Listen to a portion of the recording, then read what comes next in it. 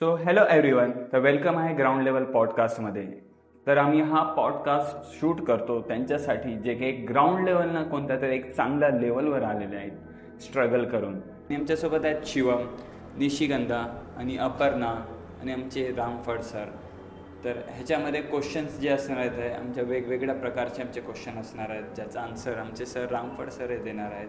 तर sir, please introduce yourself in front of Latur peoples, Maharashtra and India. माझं नाव आहे चित्रकार रामफड. मी जी सुरुवात केलेली आहे एक खेड्यापासून, जे की चित्रकलेशी खेड्यामध्ये एवढी निगडीत काहीच नसतं, की जे माहिती नसते वगैरे. जी की आपल्याला चित्रकला म्हणलं तर गावाकडे काय वाटतं की आपण पेंटर रंगवणारा साधा, बरोबर, रंगारीचं स्पष्ट पुढं येतो. जी की आपण चित्रकार म्हणलं की असं आपल्याला पेंटिंग, जसं की आपण आज मोठमोठे चित्रकार आहेत त्यानुसार आपण खेड्यामध्ये दृष्टिकोन नसतो. त्यांना चित्रकार म्हटलं की पहिली गोष्ट असते की ह्याच्यामध्ये वेळ वाया घालणं.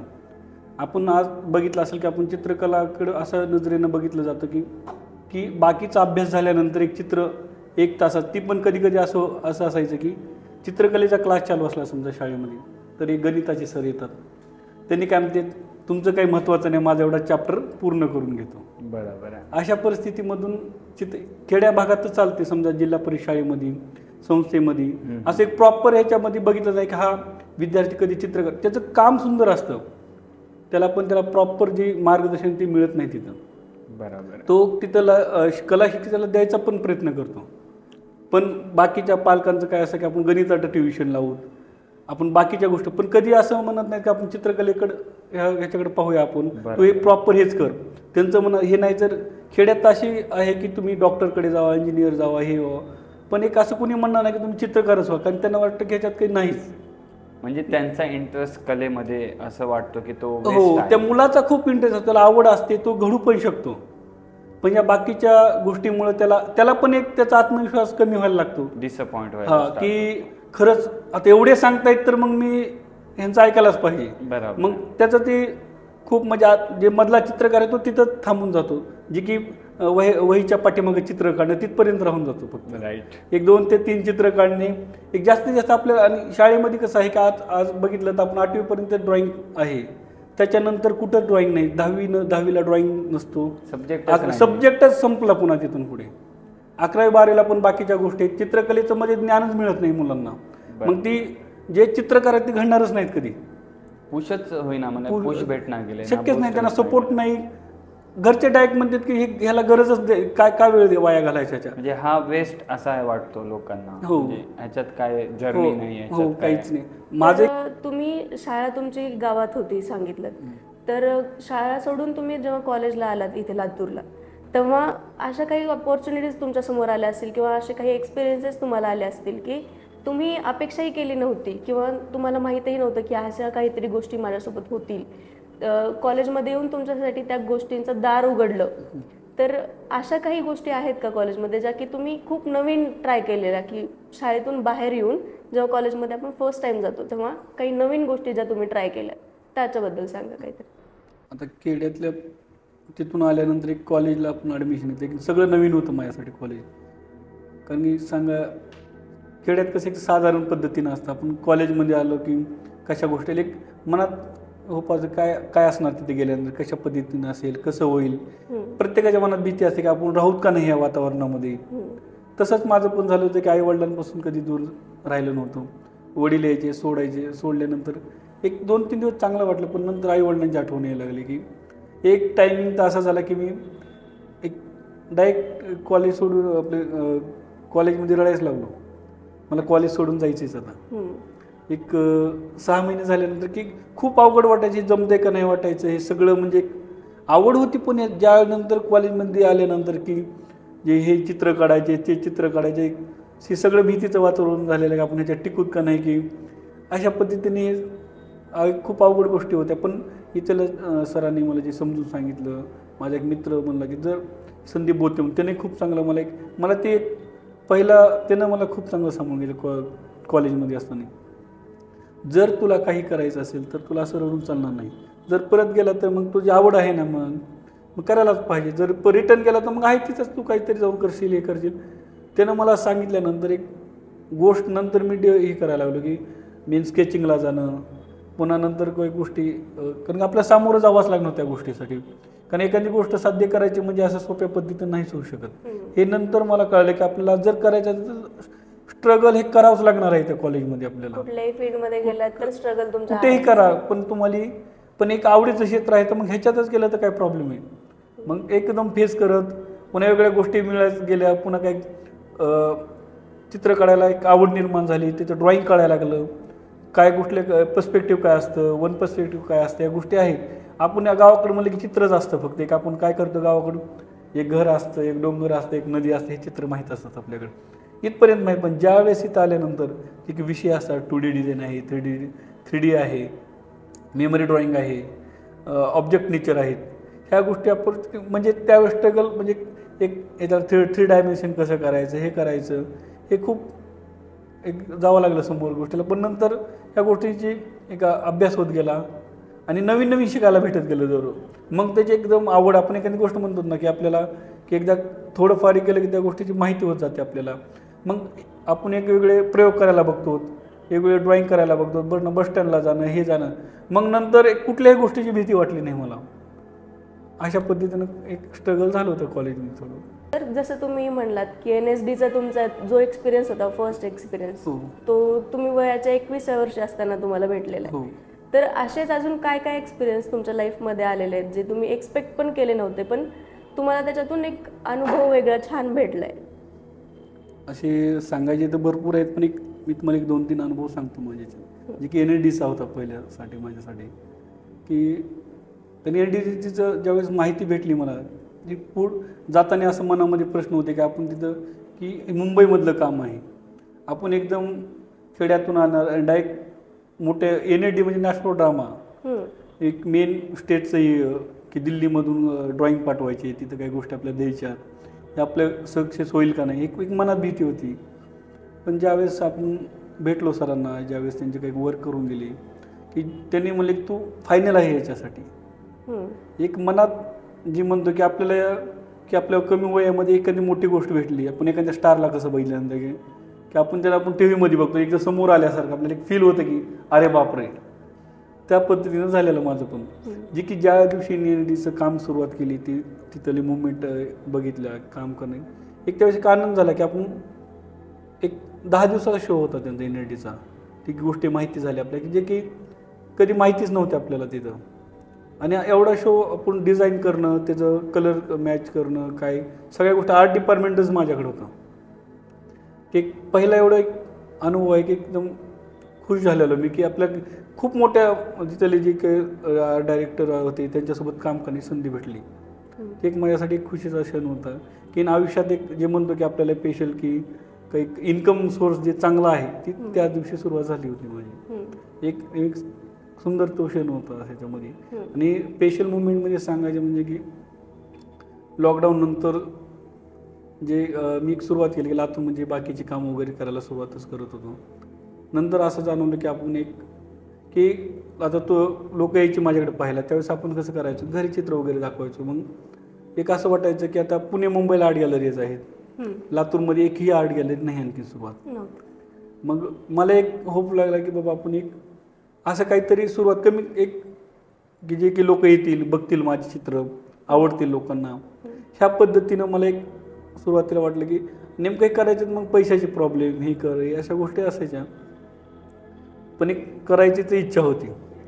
त्यानंतर मी एक आर्ट गॅलरीचं एक प्लॅन केला की आपल्याला लातूरमध्ये आर्ट गॅलरी ओपन करायची.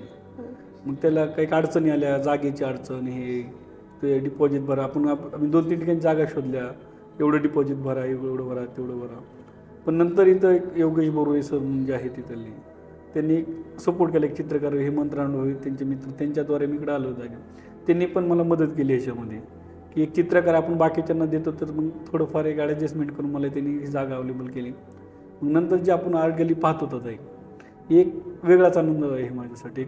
एक खूप चांगलं वाटतं आता सध्याला की तुमच्या आता भरपूर लोक येतात, त्यांनी असं म्हणतात की आम्ही 8 वर्षामध्ये, काही जण म्हणतात की आम्ही मराठवाड्यामध्ये पण बघितलं नाही आर्ट गॅलरी, जे की इथं आहे. एक आनंद वाटतो एक. आणि इथले लहान मुलांना वगैरे जे की एक एक्सप्रेशन असं की बघून खुश होतात, जवळ जातात, का हात लावून बघतात, एक आनंद वाटतो याच्यामध्ये सध्या तरी. हे दोन एक स्पेशल मुवमेंट एक सांगितलं तुम्हाला. हा, प्रत्येक आर्टिस्टचं एक स्वप्न असते की आपली पण कधीतरी एक आर्ट गॅलरी हो होईल. हो, तसं ते तुमचं स्वप्न ते साकार केलं. स्वप्न साकार झालं. अजून कॉलेजमध्ये असताना तुमच्या लाईफमध्ये अशा काही तुम्हाला काम भेटलं असेल किंवा मग तुम्ही अशी कुठली तरी गोष्ट केली असेल की त्याचा तुम्हाला खूप आनंद झाला किंवा तुम्हाला स्वतःचा अभिमान वाटला असेल ते करून, अशा काही गोष्टी आहेत का? हो, कॉलेजमध्ये मुंबई आर्ट स्टेट आर्ट म्हणून असतं, जी की आम्ही फाउंडेशनला माझं चित्र लागायला नव्हतं. एक 4 वर्षांमध्ये GD आर्टला गेल्यानंतर ॲडव्हान्स पेंटिंग माझं प्रिंट मेकिंग हे सिलेक्शन झालं होतं. ते एक वेगळंच असतं की आपलं कला प्रदर्शन चित्र लागलं कॉलेजच्या टायमिंगमध्ये. ते कॉलेजमधून 1-2 तिघांची चित्र सिलेक्शन होतं, त्यातच एक सिलेक्ट झालं होतं माझं चित्र. ते एक स्पेशल मुवमेंट आहे माझ्या कॉलेजमधला की खूप खुश झालेलो मी. आणि सर्वात मेन म्हणजे ज्यावेळेस मी पुण्याला ॲडमिशन घेतलं होतं एक अभिनवला, ज्यावेळेस ती नंबर लागलेला होता, ते एक खूप आनंदाचा क्षण होता माझा की इथं आपलं शिकायला भेटणार आता मोठ्या कॉलेजमध्ये. माझं एक सांगायचं म्हणजे की मला एक आवड होती. माझे आईवडील शेतकरी होते मी, त्यामुळे त्यांना एक मी एक बेसिक सांगितलं, एक कोर्स असतो ह्याच्यामध्ये फाउंडेशन बेसिक कोर्स. एक माझ्या 8वीला एक मला मेन म्हणजे मलाच माहीत नव्हतं कॉलेज असतं चित्रकलेचं. मला 8वीला आल्यानंतर कळालं की पेंटिंगचं कॉलेज असतं. त्यावेळेस एवढं चांगलं वाटलेलं की मला ते पण की अरे बाबा की असं पण एक आहे की कॉलेज की ज्याच्यामध्ये आपण फक्त चित्र काढू शकतो, जिथं बाकीच्या कुठल्या गोष्टी नसतील, जे इतिहास असेल पण ते चित्रकलेशी निगडीचं असेल, म्हणजे सगळ्या गोष्टी जे आपल्याला एक आवड एक सब्जेक्ट जे निवडतो. त्यामुळे मी या गोष्टीकडे वळलो. सर, तुमची म्हणजे हा इंटरेस्ट केव्हापासून, म्हणजे तुमची जर्नी कुठून स्टार्ट झाली की तुम्हाला हा अचिव्हमेंट म्हणजे हा अचीव्ह करायचं, म्हणजे तुमचा गोल केव्हा ठरला की तुम्हाला ह्या लाईनीमध्ये यायचं आहे आणि ह्याच्यामध्येच तुम्हाला पुढे स्ट्रगल करायचं आहे? माझा गोल सर की सुरुवातीला मी 5वीला आल्यानंतर एक ड्रॉइंग क्लासेस सुरू झाले. म्हणजे 4थीपर्यंत जिल्हा परिषद शाळेमध्ये शिकलेलो आहे. अच्छा. चित्राचा काही संबंधच नाही. आमचे एक सर जे होते की आपण जे पहिले फणसाचं एक बोर्डवर चित्र काढायचे आम्हाला, पण त्यावेळेस खूप चांगलं वाटायचं ते बघून. मोर काढायचे, ते एक आवड निर्माण झाली. आपण पण ते प्रयत्न करायचा. पण शाळेच्या चित्रकलेचे 4थीपर्यंत काही विषय नव्हता, काहीच नाही. आम्हाला 5वीला आल्यानंतर एक चित्रकलेचा क्लास असायचा, आठवड्यातून 2 दिवस असायचे. मग ते एक आवड निर्माण तिथून झाली. आमचे एक मंदिर सर म्हणून होते, त्यांनी मला बऱ्यापैकी एवढं परफेक्ट चित्र जमायचे नाही, पण एक आवड होती त्याच्यामध्ये, इंटरेस्ट असायचा की ड्रॉइंग करणं, हे करणं वहीच्या पाठीमागे. आणि मेन म्हणजे सांगायचं म्हणजे आपण खेड्यातून आल्यामुळे कलर, कारण पेनला पैसे नसायचे, कलरला पैसे कुठून देणार, अशा परिस्थितीमधून हे झालेलं आहे. मग आणलं तर मोजकंच एक सुरुवातीला एक 10-12 रुपयाची पेटी असायची, कॅमलची छोटीवाली ब्ल्यू कलरची, ती वर्षभर पुरेल असायचं. त्यांचं एक वही एक द्यायची, त्यात संपलं आमचं चित्रकलेचं मटेरियल एवढंच असायचं. पण त्यावेळेस असं वाटायचं की आपल्याकडे खूप काही असावं. बरोबर.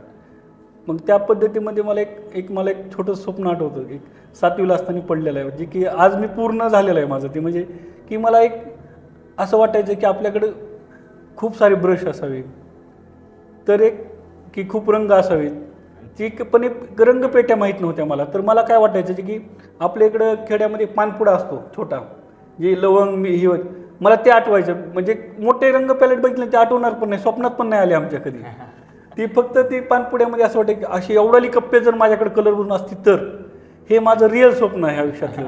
मग ते एक दिवस ते तसंच वाटलं की आमच्या घरी तशी पानपुडी कलरची भरलेली दिसली मला स्वप्नामध्ये. ती स्टीलचा पानपुडा, कारण की खेड्यामध्ये आर्टिफिशियल पण नाही, जी की ह्याच्याकडे स्टीलमध्ये यायचे जुन्या काळातले पानपुडे, ती दोन्ही कोण असायचे, ते उघडले की तसेच दिसायचे ह्याच्यामध्ये. मग ते असं आठवायला लागलं की अरे सगळे माझ्या घरात भरून आहे ते. मग ते ब्रश वगैरे सगळे आले आणि ते स्वप्न उठलं सकाळी, पण एक स्वप्न ते स्वप्नच, पण ते आम्हाला रेग्युलर लक्षात लिहून ठेवलेलं आहे माझ्या डेली डायरीमध्ये की जे की आपल्या की आहे बाबा असं एक स्वप्न होतं माझं. पण नंतर मी 7वीला एक एलिमेंटरी इंटरमिजिएट पेपर असते, एलिमेंटरी वगैरे ते पण दिले. आणि परिस्थिती सर अशी घरची की मेन शाळेची फी भरणार नाही, ते चित्रकलेची कशी भरणार, असं एक आहे घरातूनच आपल्या. कारण काही वडील शेतकरी, कारण की कोरडवाहू शेती असल्यामुळे काही गोष्टी शहरामध्ये काही गोष्टी अवेलेबल होतात, पण त्यांना मेन गोष्टीचं देणं होणे, त्या बाकीच्या गोष्टी द्यायला थोडं टाळाटाळ व्हायची घरी येऊन. हे गोष्ट ऐकून मला एक आठवलं की जे लॉ ऑफ अट्रॅक्शन म्हणते, ज्या गोष्टींना म्हणजे ज्या गोष्टींना तुम्ही रिपीट त्याला आठवता, ते लक्षात ठेवता, तुम्हाला ते पाहिजे म्हणून हे तुम्ही हो. विचार कंटिन्युअसली हो. ठेवता. तर मग ह्याच्यामध्ये ह्या गोष्टी इन फ्युचर इन हॅपनिंग होतात.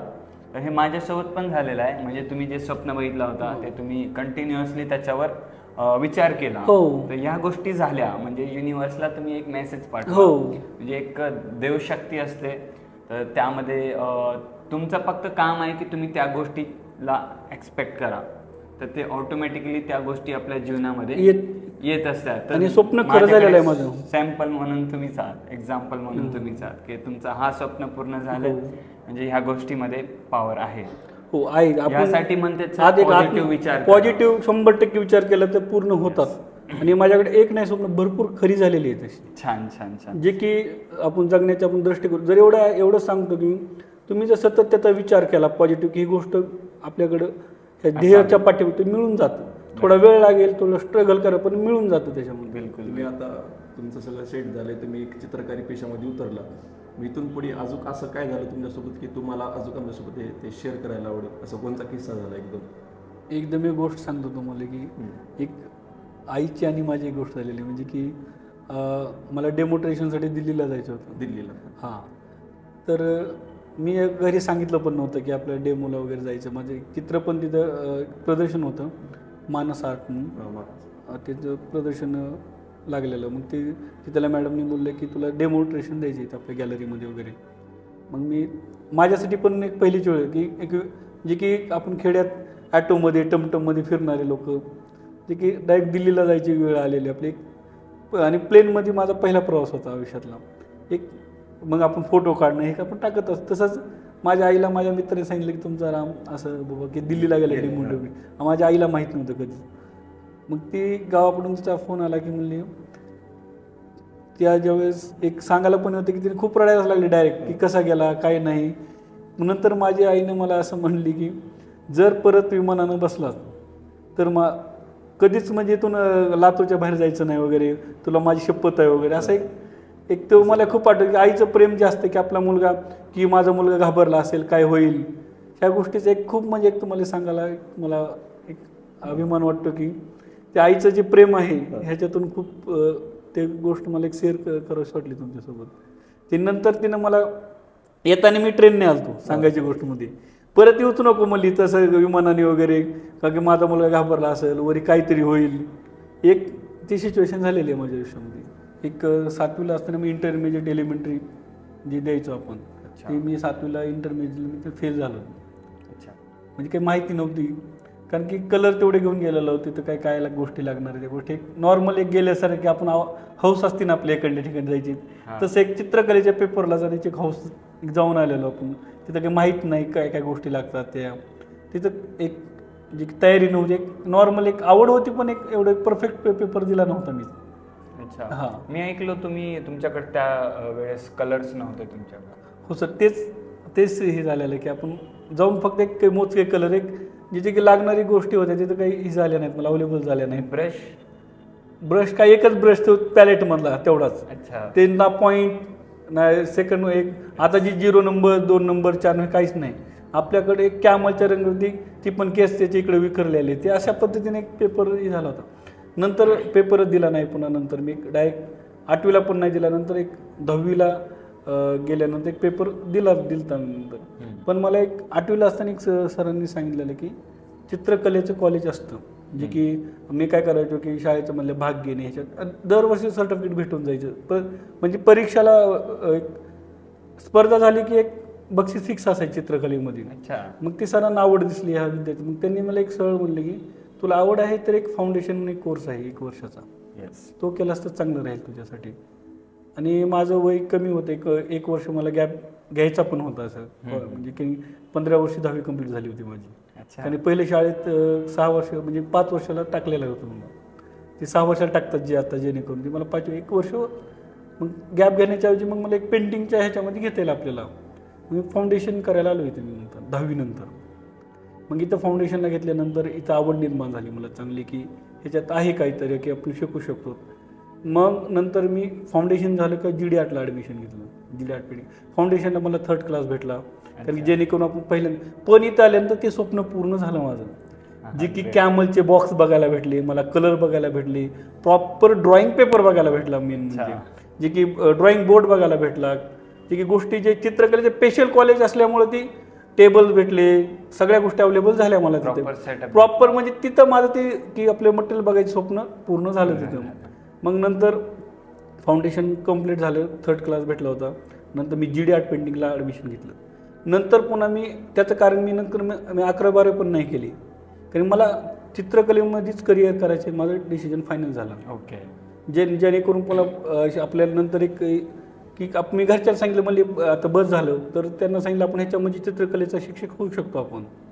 मग त्यांना पण वाटलं की बाबा ठीक आहे, मग एक ड्रॉइंग टीचर जरी झाला तरी चांगला आहे. म्हणजे घरच्याची खेड्यात एकच अपेक्षा आहे की आपला मुलगा काहीतरी कुठेतरी जॉबला जावा, काहीतरी करावं. टीचर नाव स्पेशल होता त्यांच्या. हो, एक टीचर.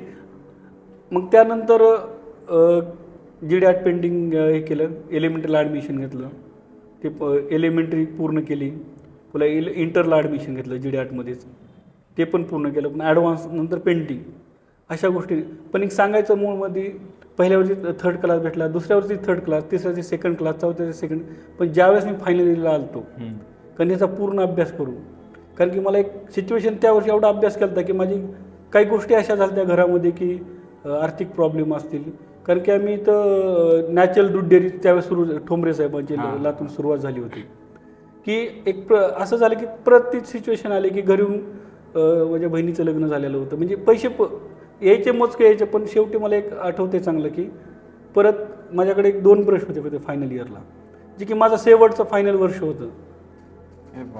ते पूर्ण मी 2 ब्रशवर. आणि मेन सांगायची गोष्ट, मी त्या वर्षी पहिला आलेलो आहे कॉलेजमधून.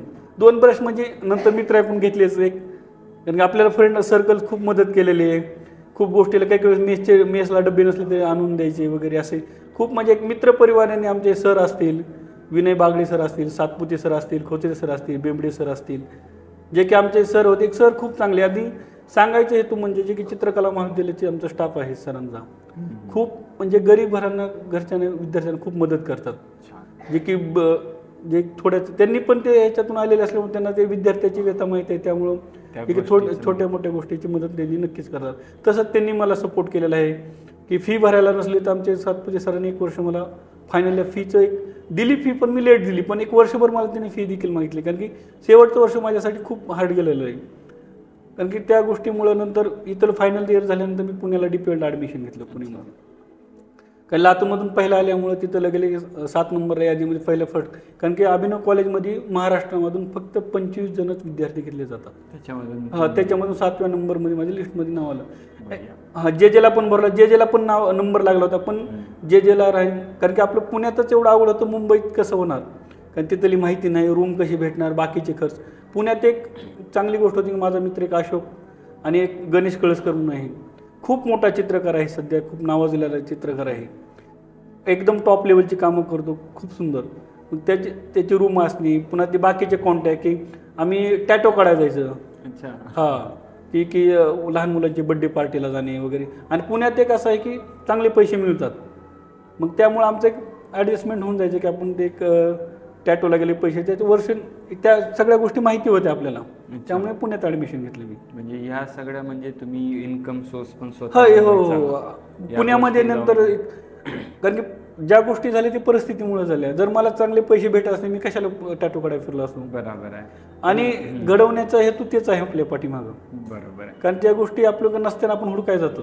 जर मला जर घरी 20-20 हजार रुपये भेटले असते मी कशाला भानगडीत पडलो असतो कुठले, काहीच नाही. मला हा तुमचा म्हणजे क्रेज जे आहे पेंटिंग आर्टसाठी, ठीक आहे, तुम्ही ह्याच्याकडे वळलोच नसतो जर तुम्हाला गोष्टी इझिली भेटल्या. हो तेच होतं, आपल्या इझिली सगळं अवेलेबल व्हायला लागलं. मग बाकीचे आपण कष्ट घ्यायचे. जर तुम्हाला गोष्ट कामाला जायची गरज नाही, तुम्हाला जागेवर भेट, तुम्ही कशाला कामाला जाताल, म्हणजे कष्ट करणारच नाहीत आपण. म्हणजे जे पण कोण आहे जे काही सक्सेसफुल आहेत आपल्या लाईफमध्ये, त्यांच्या पाठीमागे स्ट्रगल स्टोरी आहेत. हो, मग ते जर त्यांना काही मुलं पण अशी पण आहेत जे की जरी भेटलं तर त्यांनी पण स्ट्रगल केलं, असं नाही की म्हणजे गरीब विद्यार्थी पुढे गेले. त्याच्यामध्ये पण आहेत चांगली मुलं जे की प्रॉपर जे की कलेशी निगडीत आहेत, जे की गोष्टी आहेत त्या असं पण आहे. म्हणजे सगळ्या गोष्टी अवेलेबल असूनही त्यांनी स्ट्रगल करतात. हो, जे असं नाही की घरचे लोकच आहेत. नाही असं नाही, जे म्हणजे स्ट्रगल लागतोच कोणत्याही गोष्टीमध्ये, हे म्हणणं. हो. तर नंतर फाउंडेशन आपलं DPED कंप्लीट झालं. नंतर प्रॉब्लेम एक झाला की घरून पैसे देणं बंद झाले, कारण की वडील म्हणले आता घरची परिस्थिती तुला माहीत आहे, शेवटचे 4,000 मी पाठवते मी तुला.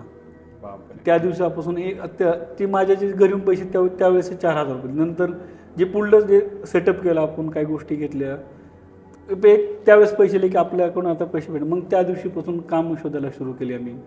मग नंतर एक सासवडचे सोमनाथ सर म्हणून आहेत, त्यांच्याकडे 1-1.5 वर्ष काम केलं मी. नंतर त्यांच्याकडे आता, कारण कसं पेपरवरचं काम आणि बाहेरचं काम खूप अवघड जातं. बरोबर आहे. आपण एवढ्या ह्याच्यासमोर भिंतीवर काम करायचं, खूप मोठ्या भिंती असणार, त्यावर ड्रॉइंग चुकतं, काही ब्रश कुठले वापरायचे माहिती नसतात. आपण छोटी छोटी ब्रश वापरतो, तिथे मोठमोठी ब्रश असतात. ह्या गोष्टीच्या सरांकडे मी 6 महिने काम केलं. वारली पेंटिंग असेल, हे असेल, बाकीच्या गोष्टी. पण नंतर मला एक त्या वारली पेंटिंग एक अनुभव आला, थोडंसं भिंतीचं एक काम चांगलं व्हायला लागलं. एक गोष्टी 6 महिन्यामध्ये परफेक्ट, कारण सरांनी खूप चांगली संधी दिली होती मला. मग नंतर मला एक 6 महिन्यानंतर एक NLDसाठी काम करण्याची संधी भेटली मला. NSD, national drama, new Delhi पण चालणार आहे. ती आमची इथले विनय बागडे सर आहेत लातूरचे. त्यांनी पण मुलं जे मध्ये शोधली, त्यांचं पण एक कॉन्टॅक्ट त्यांच्या ज्या पद्धतीने भेटले होते. पण आमचे विनय बागडे सर आहेत, त्यांचे मी ते नवीन इनामदार. अच्छा. जे की ॲस्थेटिक वर्ल्ड ह्याचे मॅनेजमेंट कंपनीचे मेन आहेत. त्यांनी सरांना फोन केला की असा मुलगा पाहिजे आपल्याला, की NLDचं काम करायचं आदिवासी कलेमध्ये, जे की सेटअप करायचे. त्यांचं असं नियोजन होतं की आपल्या राज्यातील जे डान्स आदिवासी कला ते सादर करायचे, ते सेटअपचं डिझाईन करायचं. त्यावेळेस त्याचे डायरेक्टर होते वामन केंद्रे सर, त्यावेळी इंडियाचे NLDचे. मग त्यांनी काय केलेलं की मुंबई असेल, सुरत असेल, जे बी आपल्या भारतामधील राज्य असेल, त्या ठिकाणी गोवा असेल, त्या ठिकाणी शो करायचे, अधिरंग महोत्सव करायचे. त्याला अधिरंग महोत्सव दिला होता. अच्छा. म्हणजे की 30 राज्याचे ग्रुप येणार, मग त्याच्यात डान्स असं पूर्ण गोष्टी होणार त्यांच्या राज्याच्या ह्याच्यावर. टोटल सेटअपच तुमच्याकडे होतं? हो, ड्रॉइंग पण. हो, त्याचं ड्रॉइंग करून देणे, त्याचे कलर स्कीम करणे, पूर्ण गोष्टी माझ्यावर नवीन इनाम सरांनी सोपवल्या होत्या. जे की त्यांच्या टीम असायच्या. समजा आपण आता मी काही ठिकाणी दोरा असतो, तर वारली पेनची ड्रॉइंग करायची, दोरा चिटकवायचा त्याच्यावरती, म्हणजे वारली त्याच्यामध्ये जे की आपण आदिवासी कले जे जुन्या पद्धतीत करायच्या त्या टाईपमध्ये पेंटिंग करायच्या. तेवढा तिथून माझी सुरुवातीच झाली. पण तिथं मला इंटरव्ह्यूला गेलो मी, तर माझ्याकडे त्यांना मोबाईल पण नव्हता दाखवायला की मी ही कामं करतो म्हणून. आणि माझं वय होतं त्यावेळेस 21 वर्ष. जे की DPED संपलं की तिथं गेलेलो. ते एक छोटा मुलगा, मी मुंबईला इंटरव्ह्यू गेलो, सोबत काहीच नाही, फक्त एक माझा मित्र संदीप होते, त्याचा एक मोबाईल घेऊन गेलेलो. तेवढा काय होतं, एक व्हॉट्सअपसाठी त्यांनी काही पाठवलं तर मला बघता येईल, काय आलं तर. त्यानं मला त्या मित्रांनी ते मदत केलं. ते 1 महिन्यासाठी मोबाईल माझा त्याला दिला, त्याचा घेऊन गेलेलो. पण पॅनड्रॉईडमध्ये काही फोटो आपण कसं करतो की आपण स्टोरेज असावं, आणि आपण करप्ट होतात आपल्याकडे फोटो, हे आपण पहिल्यापासून ऐकत आलेलं असतो. तसं मी स्टोरेज करून ठेवलं होतं. ते त्यांना दाखवलं पेनड्राईव्हमध्ये. हो, त्यांच्या कॉम्प्युटरमध्ये त्यांनी बघितलं. त्यांनी मला फायनल पण केलं. त्यांनी मग एक थोडंसं मला ट्राय वर्क पण दिलं तिथं. डन म्हणले, काय अडचण नाही, आपण जे आहे ती. कारण त्यांना ते पण सर ह्या गोष्टीतून फेस करून गेलेले असावेत कदाचित त्यांना ती गोष्टी माहीत असेल की बाबा असं असतं याच्यामध्ये. मग त्या सरांनी मला फायनल करून घेतलं की तू काम करू शकतो तिथं. आणि पहिलं पेमेंट आल्यानंतर मी पहिला अँड्रॉइड मोबाईल घेतला त्याच कामावरती. जे की पुन्हा नंतर सुरुवात झाली. कोणतं वर्ष होता सर तो? 2016 मध्ये. 2016 मध्ये पहिला मोबाईल जे की अँड्रॉइड, जे की असायची की ती गरज म्हणजे कसं की आपण व्हॉट्सअपला त्यांनी डिझाईन पाठवले आहे, केले, अशा गोष्टी कम्युनिकेट करणे, म्हणजे एक आपल्या जे की परिपूर्ण उपयोग होणार होता त्या गोष्टीचा. त्यामुळे पण नंतर ते झालं की सुरुवात केल्या. मग त्यांचे NLDचे 10 शो केले मी. 10 शो कंटिन्यू. हो, त्या शोवर एक फायनल त्यांना आवडला. नंतर आम्ही दीव दमनला केला, नंतर सुरतला केलं, नंतर गोव्याला केलं, नंतर मुंबईमध्ये 3 केले आम्ही, दमनला 3 केले असे. आणि पुन्हा डायरेक्ट त्यांच्या ह्याच्याद्वारे आपलं 30 देशाची नाटकं पण आली होती बाहेर देशातून. 8 थिएटर ऑलिम्पिक्स म्हणून आपल्या इंडियामध्ये झाले होते. त्याचं पण सेटअप मी पेंटिंग केलेलं आहे याच्यामध्ये. आणि ही सगळी मला संधी दिली नवी इनामदार सरांनी, की विश्वास टाकला आपल्यावरती. त्यांच्यामुळं भरपूर गोष्टी आपण ते साध्य करण्यात मी सक्सेस झालो त्याच्यामध्ये. ग्रेट. हे तर नंतर चांगलं चाललेलं होतं, पैसे पण मिळायचे, कामं पण हे सुरुवात करायची. अशा गोष्टीमुळं बाहेरची कामं करणं, पुण्यात हे करणं. पुन्हा नंतर मी दिल्लीला पण डेमो झालेला आहे माझा. डेमॉन्स्ट्रेशनसाठी गेलेलो. ग्रेट. पुन्हा माझं दुबईला पण पेंटिंग विकलेलं आहे पुण्यामधून. छान. भारत कला एक हे होतं, त्याच्यामध्ये एक डॉक्टर मुस्ताफा अली सासा म्हणून विजिटसाठी आलेले होते, त्यांनी ते पेंटिंग घेऊन गेलेले तिथून. किती रुपयाला ते पेंटिंग विकली गेली? ती एक 17,000 रुपये किंमत ठेवली होती, कारण की आपण हिशोबाने जे एक छोटं पेंटिंग होतं 1.5 बाय 2 वगैरे असेल ते. अच्छा.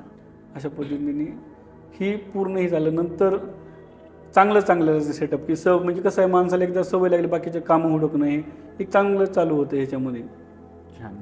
या पद्धतीमध्ये नंतर 2-3 वर्षे कामं करणं, हे शाळेचे करणं, हॉटेलचे करणं, हे छोटी मोठी कामं करणं, शो करणं, प्रदर्शन करणं सुरुवात झाली की आपल्याला एक सवय लागते माणसाला की जरी अडचण आली ते आता छोट्या अडचणी वाटायला लागतात. बरोबर. जे की आपण एकदा ह्या मोठ्या क्षेत्रातून एकदा काम केलं की जरी एखाद्या आपल्याला एक सतावत असेल तर ते वाटणार नाही. की तसंच माझं पण झालं होतं. ओके.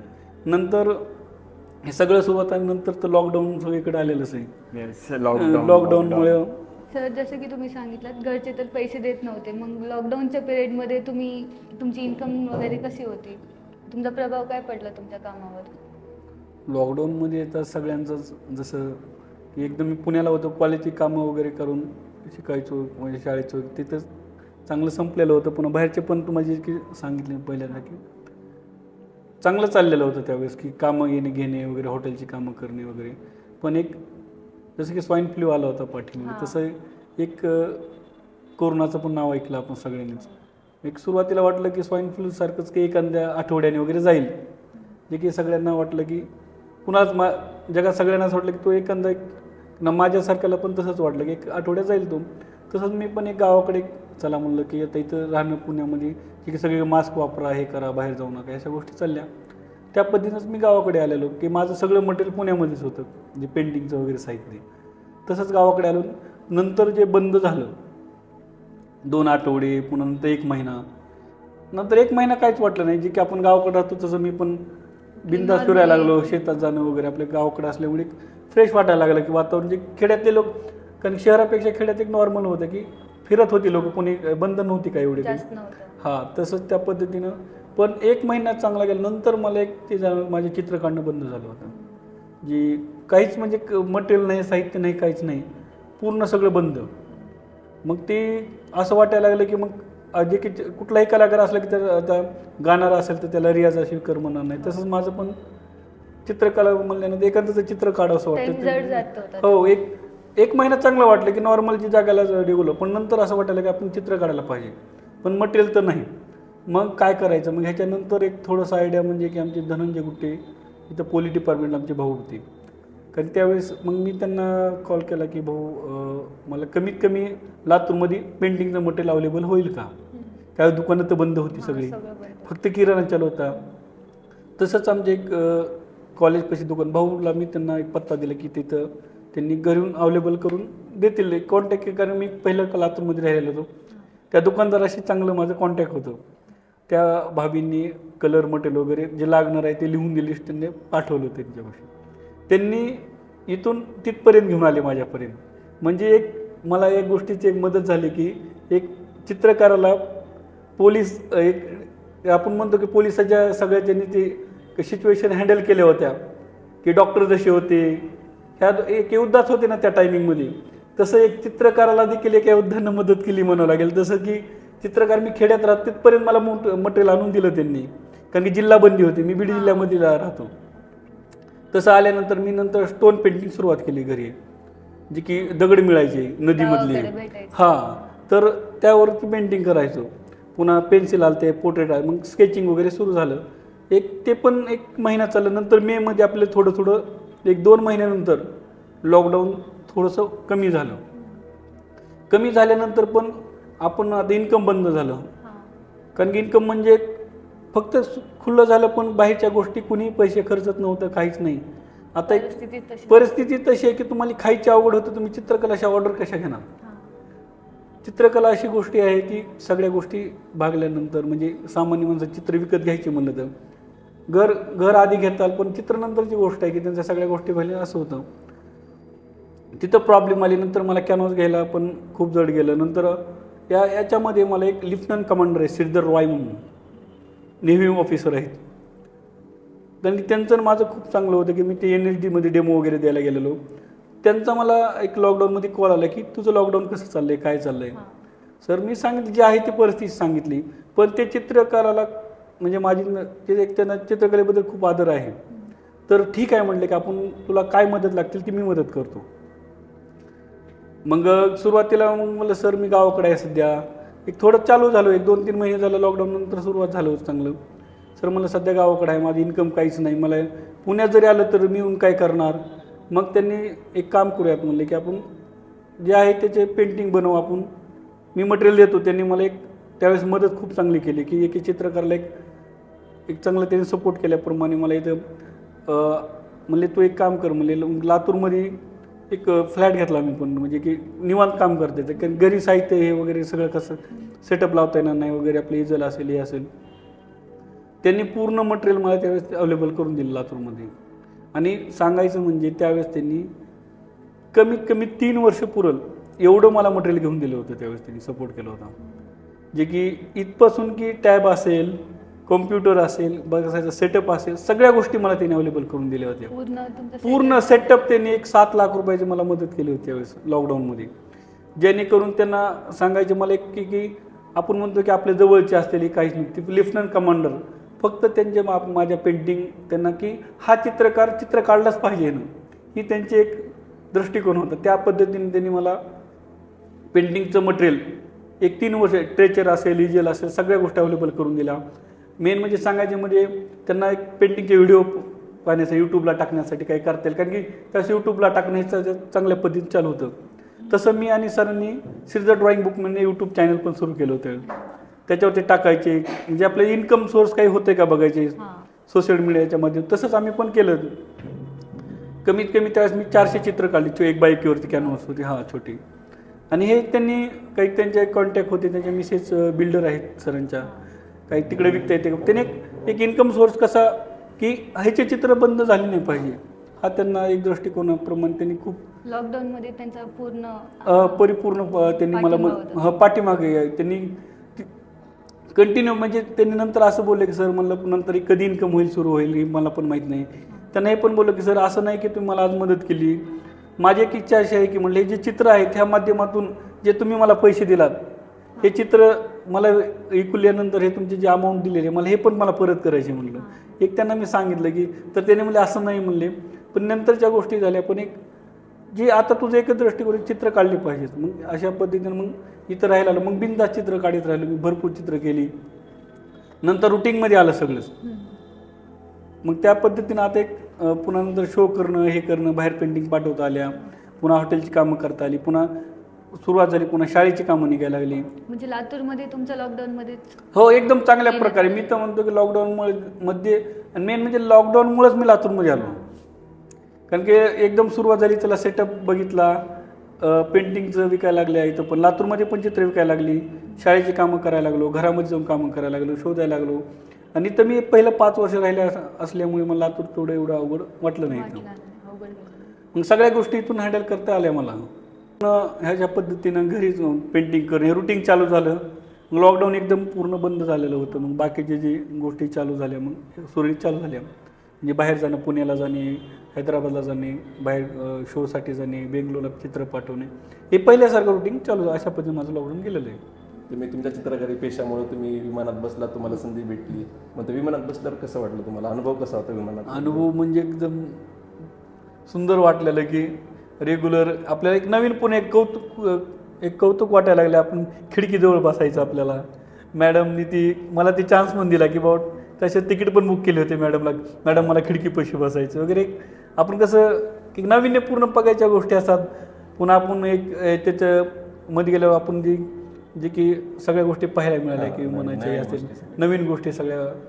एक आनंद होता की आपल्याला की नंतर आपण विमानामध्ये खायचा आनंद, बसायचा, एक खूप एक आयुष्यातील एक असं वाटेल एक स्वप्न पूर्ण होतं ना आपलं, की एखाद्या गोष्टीमध्ये आपण एक स्वर्गसुख म्हणतो की आपण एक दुसरं काहीचही नसतं. आपण ज्यावेळेस ती हवेमध्ये जाणार, आपण खाली वगैरे बघणं, एक आनंद होता माझ्यासाठी ती. थँक्यू सो मच सगळ्यांना इथपर्यंत पूर्ण पॉडकास्ट ऐकल्यासाठी. आणि थँक्यू सर, तुम्ही खूप छान उत्तरं दिलीत त्याच्यासाठी. थँक्यू शिवम, अपर्णा, तुम्ही छान प्रश्न विचारलेत सरांना. आणि असेच पुढेही पॉडकास्ट येत राहणार आहेत. तुम्ही बघत राहा, लाईक शेअर करा आणि सबस्क्राईब करा.